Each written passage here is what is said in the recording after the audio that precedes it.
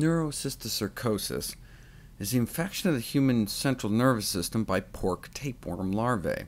Little baby pork tapeworms invading one's brain has become an increasingly important emerging infection in the United States, and it is the #1 cause of epilepsy in the world.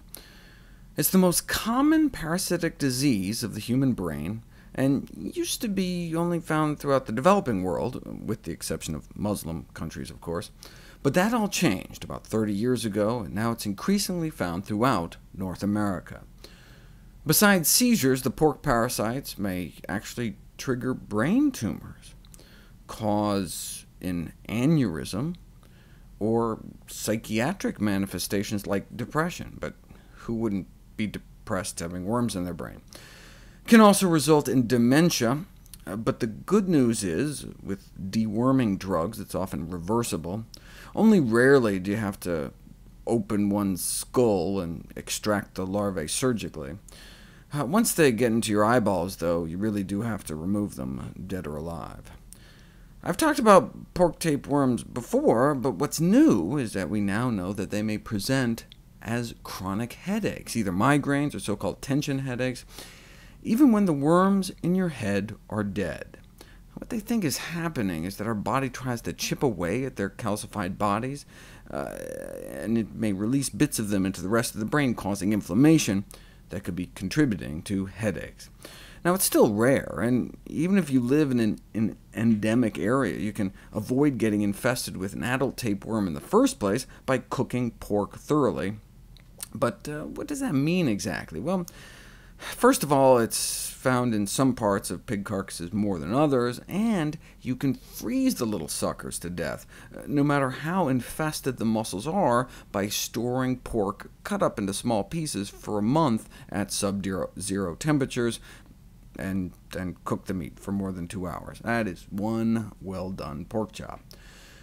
The New England Journal of Medicine recently featured a case of some guy who must have had thousands of pork tapeworm larvae wriggling through his muscles.